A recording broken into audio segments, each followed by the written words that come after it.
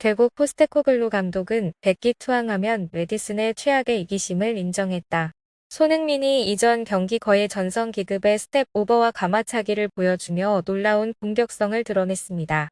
물론 손흥민이 약 2주간의 회복과 휴식 이후 최상의 컨디션으로 경기를 뛰었기 때문에 가능했다는 설명도 많았지만 전문가들이 가장 크게 주목한 건 바로 메디슨과 사리의 교체였다. 손흥민의 이타적 플레이로 인해 경기력 측면에서 도움을 받은 선수는 한둘이 아닙니다. 그중에 특히 가장 큰 수혜를 입은 선수는 메디슨이 있는데요. 올 시즌 초부터 손흥민의 이타적 플레이로 인해 메디슨의 경기 내에서 스탯은 매우 긍정적입니다. 올 시즌 2골 3도움으로 이전 시즌 후반기 부진 상황에 부활을 알렸다는 분석도 많은데요. 그러나 이번 경기 허무하게도 그러한 메디슨의 부활이 결국 모두 손흥민이 만들어낸 허상에 불과하다는 분위기입니다. 해당 상황 경기가 끝난 이후 인터뷰를 전한 파페 사르의 돌발 인터뷰에서 손흥민이 이날 보여준 행동이 포스테코글루 감독을 어떻게 변화시켰고 왜 메디슨이 결국 주전 경쟁에서 밀리게 되었는지를 알아보겠습니다.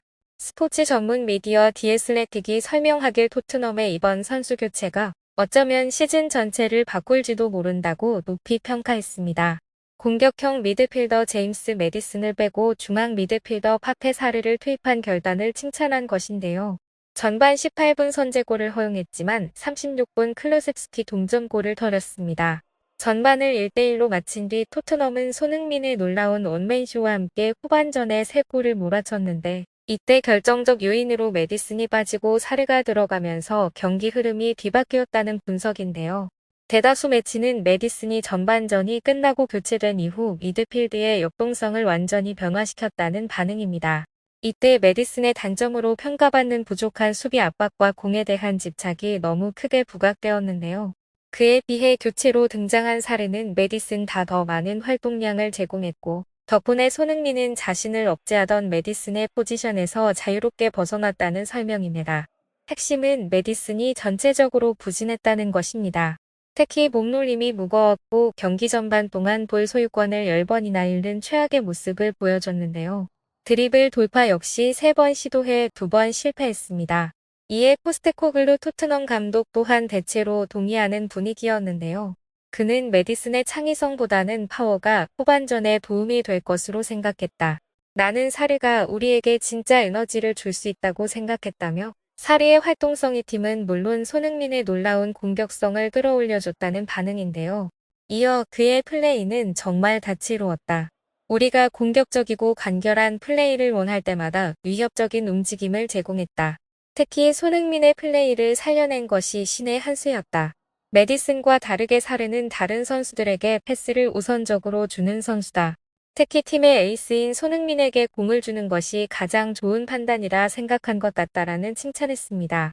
해당 소식의 매체들은 포스테코글루 감독의 발언뿐만 아니라 스탯인 측면에서도 손흥민의 날카로운 공격성을 높이기 위해서라면 토트넘이 메디슨보다 사르를 더 적극적으로 사용해야 한다고 분석합니다.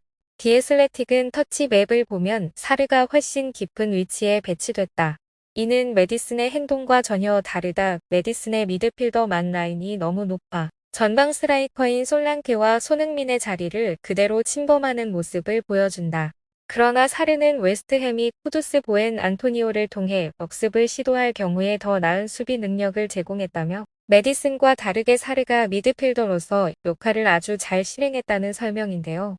그러면서 영국 현지는 이번의 교체가 단순 일회성 성공이 아니라 토트넘의 중요한 이정표가 될 수 있다고 시사했습니다.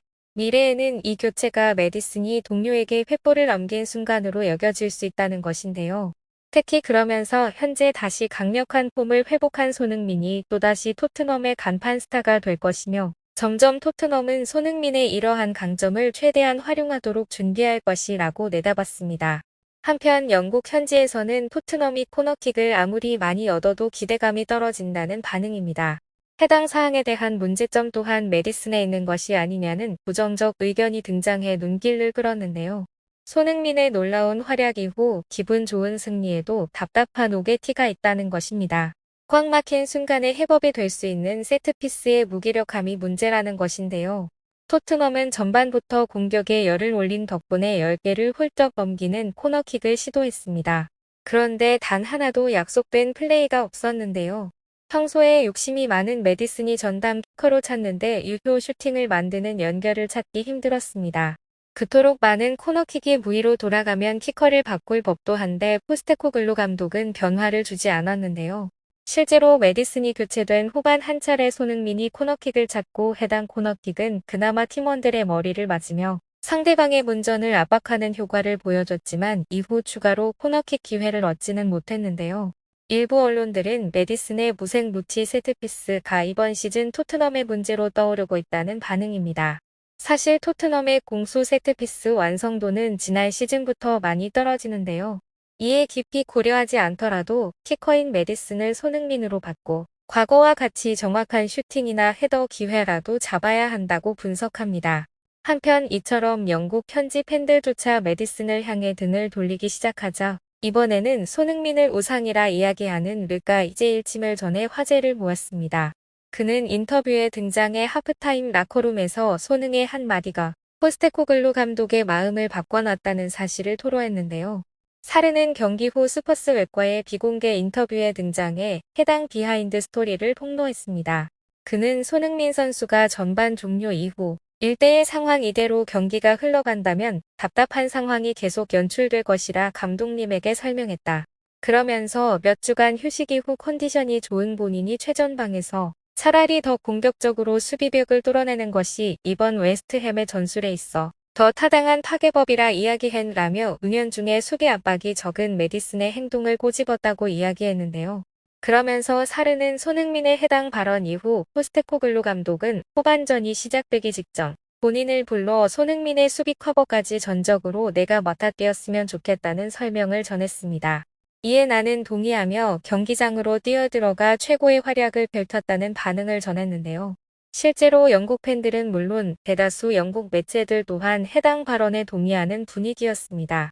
영국 바벨론 토트넘 팬들이 이제는 제임스 메디슨 대신 세네갈 미드필더 사르를 투입해야 한다는 의견을 내고 있다고 분석했다. 슈퍼서브 사르가 웨스트햄 중원에서 공을 빼앗아 아주 흥미로운 기회를 만들어냈다면서 월드클래스 윙어 손흥민에게 수비를 꿰뚫는 뛰어난 패스를 전했다고 강조했는데요.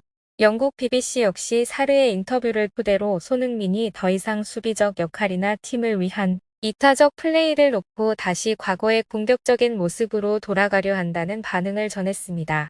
그러면서 대놓고 포스테코글루 감독에게 자신이 지금까지 받아온 불합리한 태도에 반박하면서 팀의 승리를 이끌기 위한 최선의 모습을 보여줬다 극찬했는데요.